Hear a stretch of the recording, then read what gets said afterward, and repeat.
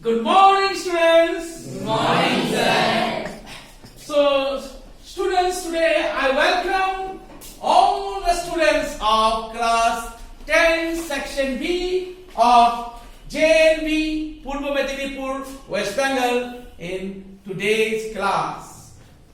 My dear students, today I will deal with one very notable topic, that is the tenses, different tenses or various tenses that we come across in English language and literature, and the rules which are very much there, and how the tenses of the verb are used meticulously. So, my dear children, let me start with simple present tense. In case of simple present tense, there are 4 rules.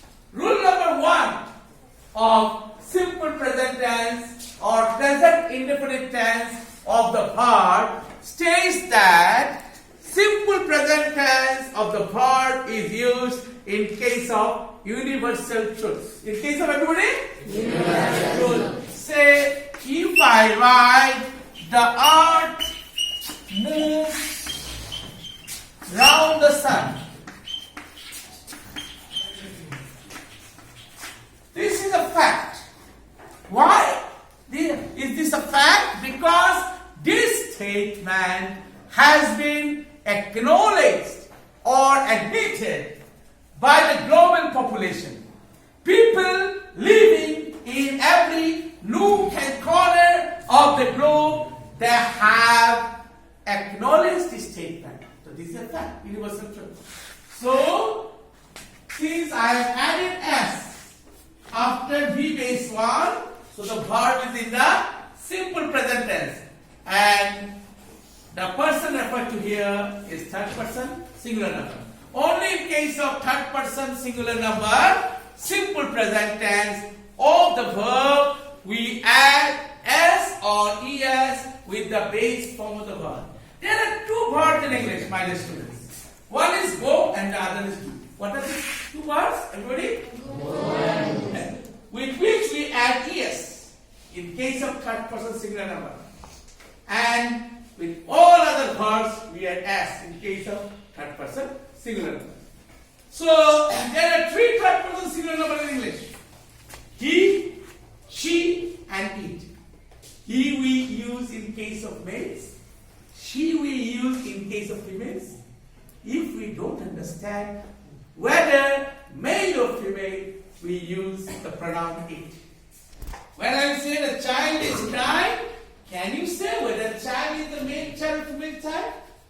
No. The child may be a male child or it may be a female child. So the pronoun will be it. We will not write he or she, but we write it. The baby fell asleep. Can you tell me whether the baby is a male baby or a female baby? No. The baby may be a male baby. It may be also a female baby. So pronoun will be it. Okay? So my dear children, next is rule number 2. Okay, rule number 1. That means simple present tense of the verb is used in case of universal truth. Rule number 2 of simple present tense of the verb states that simple present tense of the verb is used in case of habitual action. As for example, he takes bath in the Ganga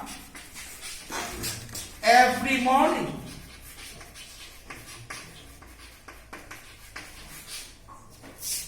So,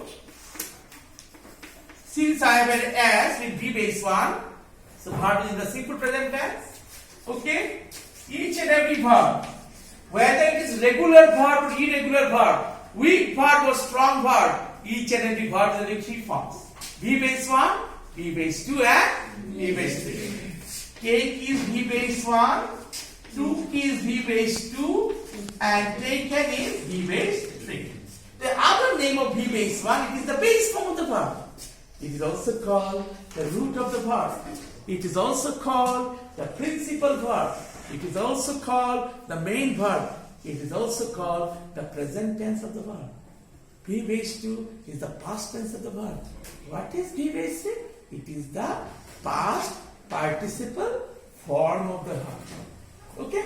So, my dear children, he takes part in the Ganga every morning. There is, say, a well, kuwa. There is a well in his house. There is one tank, pukur. There is one tank or pond in his house. Still, he prefers to go to the Ganga river, traveling a long distance with a view to having his morning bath. So he has formed one habit.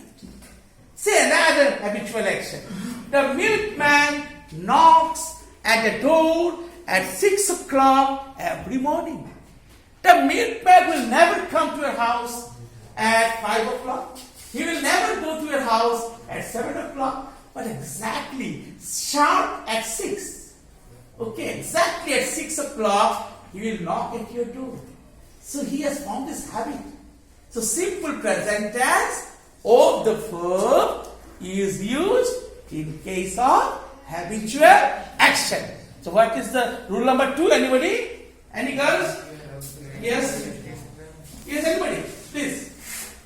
The simple present tense is used in the case of habitual action. Very good. Excellent. Sit down. Okay, Aditya. The first 2 rules. The first rule is the simple present tense is used in universal truth, and the second rule is the simple present tense is used in habitual action. One example of habitual action. I wakes up in the morning at 6 o'clock. Every morning. Okay, every morning. Sit down.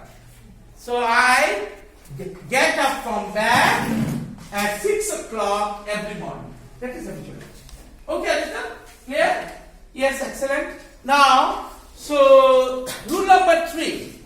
Rule number 3 of simple present tense of the verb states that if there are 2 verbs in a sentence, how many verbs? 2 verbs. If there are 2 verbs in a sentence, and if one of the verbs is in the simple future tense, which tense? Then the other verb will be in the simple present tense. Okay, now if I write, if you neglect your studies, you will fail. This is one sentence. Another sentence, if you will neglect, most of the people write like this, your studies, you will fail. This is sentence number 1, this is sentence number 2. Sentence number 2 is wrong. Okay, sentence number 2 is wrong. Now why is it wrong? Because we have not abided by the rules of grammar. We did not follow the rules of grammar. We did not adhere to the rules of grammar. That's why the sentence is wrong. As per the rule that if there are 2 verbs, this is one verb and this is another verb. So if there are 2 verbs in a sentence and one verb will fail its which tense? Simple future tense or future indefinite tense. So the other verb must be in the simple present tense. In both sides you cannot use simple future tense. Clear everybody? Yes, okay. So next, Shaya, stand up. What is the rule? That if first sentence is in simple present tense, then second sentence will simple future tense. Sit down. Anybody else? Aftab. Sir, if the verb of the sentence. How many verbs are there in this sentence? 2 verbs.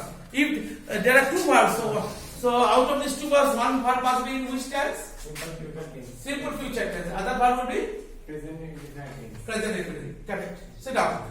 So if there are 2 verbs in the sentence, if one of the verbs is in the simple future tense, then the other verb must be in the simple present tense. This is rule number 3. Rule number 4. Rule number 4 of simple present tense of the verb states that only in case of third person singular number, simple present tense of the verb, we add s or es with the base form of the verb. That is the base one. Okay? Now, next question, you may ask this question, when is the present continuous tense of the verb used? Present continuous, what is the other name? Anyone in this class? Present continuous tense? Present progressive tense. What? Speak loudly. What is the other form? Present. Anybody knows the spelling of continuous? Yes, stand up please. CONTINUOUS. Excellent. And you will sit down. Most of the students, they miss the letter U. Like sensuous, they don't write U. Sensuous. Okay. Conspicuous, they don't write the letter U. But if you don't write it, the spelling will be incorrect. Wrong spelling. So U is there. Okay, continuous, there is one U. Clear? Continuous, everybody tell me the spelling of continuous? Okay, nice. Now, present continuous tense, when you use if any action means work. Verb means action. Action means work. Work means doing something. So whenever we are doing something, that is verb in English. Okay? What is adjective? The starting words are called adjectives. Or adjective is a word which qualifies a noun or a pronoun. He is a tall boy. Tall is adjective because it describes the height of the boy, the stature of the boy, whether tall or short. Okay. So, and what is adverb? Adverb is a word which qualifies a verb or an adjective. Okay. So you should know. And so what is what? The different parts of speech. You can converse with the different parts of speech in English, language and literature. Now, my dear children, so I was speaking about present perfect tense. Now let us switch over to present perfect tense. Present perfect tense, if any action has perfected or finished just now or completed just now, then the verb is used in the present perfect tense. So he has arrived just now. Ram has arrived just now. The action has finished just now. So we use the verb in present perfect tense. And present perfect continuous tense, if any action started in the past, action started in the past. The action continued in the past, action continued in the past, and the action is still continuing in the present, then the verb is used in the present perfect continuous tense. Say, it has been raining for 3 days. So before 2 days, rain was there or not? Yes. It was there. Rain was falling or not yesterday? Yes. Today, rain is falling or not? Yes. So the action started in the past. It has been raining for 3 days. Action started in the past. The action continued in the past, and action is still going on in the present. So you have used the verb in the present perfect continuous tense. So he has been suffering from fever since Monday. So today is Friday. So he was suffering from fever on Tuesday or not? Yes or no? Yes, suffering. Wednesday, he was suffering. Thursday, and today is Friday. So is he suffering or is he cured? Suffering. So the action started in the past, the action continued in the past, and the action is still continuing in the present. So we'll use the verb in which tense? Present perfect continuous tense. Never forget, present perfect continuous tense. So the verb is formed by adding subject plus have slash has plus been plus ing verb. Subject plus have plus been plus ing verb in case of first person, second person, and plural number, and subject plus has plus been plus ing verb in case of third person, singular number. Okay? Up to this clear? Next is adverb is nothing but a word which qualifies a verb or an adjective. Say, he did it boldly. Boldly is adverb. He did it courageously. Courageously is adverb. So adverb is formed by adding ly. Boldly, carefully, cautiously. Again, a plus pace is what? A pace. A pace is adverb. A plus sleep, asleep. Asleep is adverb. A plus wake, awake. Awake is adverb. That is prefix a. If you add one letter before one word, that is prefix. And after the word, that is called suffix. Prefix and suffix. So, prefix a. Adverb is formed by adding prefix a. Okay. Adverb is formed by adding prefix b. B plus 4, b4. Okay. So, prefix b, prefix a or ly. Adverbs are formed. Now, so, you have understood what is adverb? Why handsome is adjective? It qualifies the noun, common noun boy. He is subject, he is the verb, a is article, indefinite article, and handsome is adjective, boy is common noun. Okay, now because it qualifies, that's why, and what is, which is the adjective here? Handsome. Why handsome is adjective? Because it qualifies the common noun boy. Is not it? Clear, everybody? So, simple past tense of the verb is used if any sentence ends with adverb of tense. It may be adverb or adverb phrase denoting past tense.